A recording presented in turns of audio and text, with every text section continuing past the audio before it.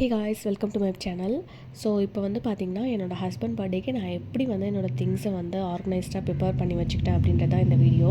நான் ஃபர்ஸ்ட் என்ன பண்ணியிருந்தேன்னு பார்த்தீங்கன்னா, இந்த நெட்டு தான் வந்து பர்ச்சேஸ் பண்ணியிருந்தேன். நெட் ப்ளஸ் வந்து 2 எல்இடி வந்து பர்ச்சேஸ் பண்ணியிருந்தேன். இது ரெண்டுமே நான் வந்து 250க்கு எனக்கு லோக்கல்லே இங்கே ஜெப்டோவில் கிடச்சிது. ஸோ நான் அதை வந்து யூஸ் பண்ணிக்கிட்டேன். அண்ட் தென் வந்து பார்த்திங்கன்னா, நான் கீழே காமிச்சிருக்கேன் பார்த்தீங்களா, இந்த இமேஜில் இருக்க மாதிரி தான் நான் வந்து ரீக்ரியேட் பண்ணணும் பேக்ரவுண்ட் அப்படின்னு நினச்சேன். ஸோ அதனால் வந்து ஹார்ட் யூஸ் பண்ணி இந்த பேக்ட்ராப் ஸ்க்ரீன் கிடைக்குதா அப்படின்னு பார்த்தேன். இது எல்லாமே 300+ அமேசானில் போட்டிருந்தாங்க. அதே போல் டெலிவரி டேட்டுமே ரொம்ப லேட்டாக காமிச்சிது. அதனால் நானே என்ன பண்ணிட்டேன், 20 ருபீஸ்க்கு வந்து ரெட் கலர் பேப்பர்ஸ் வாங்கி ஹார்ட் வந்து சின்ன சைஸும் பெரிய சைஸும் வந்து கட் பண்ணி அதில் வந்து ஸ்டிக் பண்ணிட்டேன். மேக்ஸிமம் வந்து நீங்கள் க்ளூ வச்சே ஸ்டிக் பண்ணுங்கள். பிகாஸ் வந்து நான் டபுள் சைட் டேப்போடு ஸ்டிக் பண்ணும்போது அந்த டைமுக்கு அது ஓகேவாக இருந்துச்சு.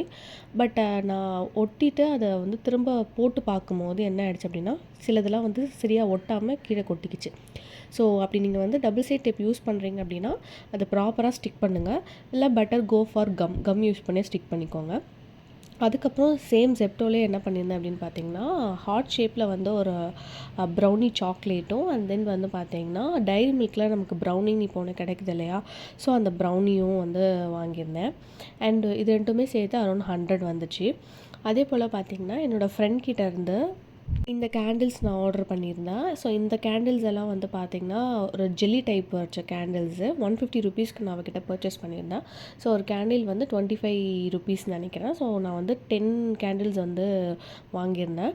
அது உண்மையிலே அது ரொம்ப அழகாக இருந்துச்சு. அதுக்கப்புறம் வந்து ஹாப்பி பர்த்டே போர்டு வந்து நான் வந்து தனியாக ஆல்ரெடி வந்து ஸ்க்ரீன் வாங்கிட்டதுனால எல்லாமே ஸ்க்ரீனோடு தான் அந்த போர்டு வந்துச்சு தவிர தனித்தனியாக போர்டு வரல.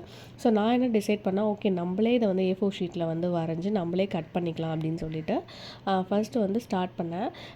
இந்த இந்த மாதிரி நீங்கள் வந்து பிளான் பண்ணுறீங்க அப்படின்னா உங்களுக்கு ரொம்ப ரொம்ப ரொம்ப ரொம்ப பொறுமை தேவை. பொறுமையாக நான் பண்ணிடுவேன் அப்படின்றவங்க வந்து A4 ஷீட்டில் கட் பண்ணி நீங்கள் பெயிண்ட் பண்ணுங்கள். எனக்கு அவ்வளோ பொறுமைலாம் கிடையாதுப்பா அப்படின்றவங்க வந்து வெளியே பர்ச்சேஸ் பண்ணிக்கோங்க. ஏன் சொல்கிறேன்னா, நான் இது பண்ணும்போதே நிறைய இடத்துல கடுப்பாயிட்டேன். பிகாஸ் ஓரத்தெல்லாம் கட் பண்ணுறதுக்கு எனக்கு ரொம்ப கஷ்டமாக இருந்தது.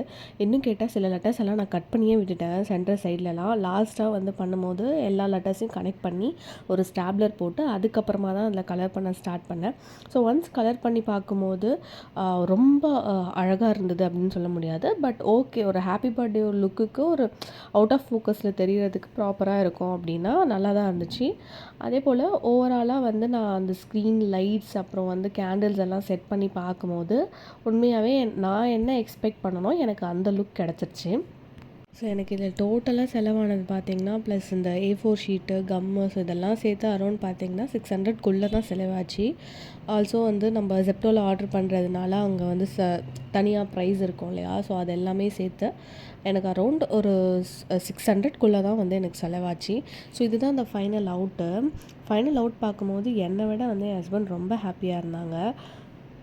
ஸோ மோரோவர் சொல்லணுன்னா, இது வந்து என்னோடய ஹஸ்பண்டுக்கு நான் தர ஃபர்ஸ்ட் சர்ப்ரைஸு. பிகாஸ் நாங்கள் லவ் மேரேஜாக இருந்தாலும் இத்தனை வருஷத்தில் நான் அவருக்கு ஒரு சர்ப்ரைஸான கிஃப்ட்டோ எதுவுமே கொடுத்ததே கிடையாது. ஸோ இது வந்து அவனுக்கு ரொம்ப ரொம்ப ரொம்ப பிடிச்சிருந்தது. So he was so happy. அதே போல் பார்த்திங்கன்னா, அவன் எல்லா சர்ப்ரைஸுமே ஈஸியாக வந்து பிரேக் பண்ணிடுவான், கண்டுபிடிச்சிருவான். பட் இதை வந்து அவன் கண்டே பிடிக்கல. ஸோ வந்து அவனை ஏமாற்றி ஒரு சர்ப்ரைஸ் கொடுத்துட்டோம் அப்படின்றதுல வந்து எனக்குமே ரொம்ப ரொம்ப ரொம்ப ஹாப்பியாக இருந்துச்சு. So this is how I plant and இப்படி தான் நான் வந்து சர்ப்ரைஸ் பண்ணேன். ஸோ ஃபைனல் அவுட்புட்டுமே வந்து ரொம்ப அழகாக வந்துருந்துச்சு.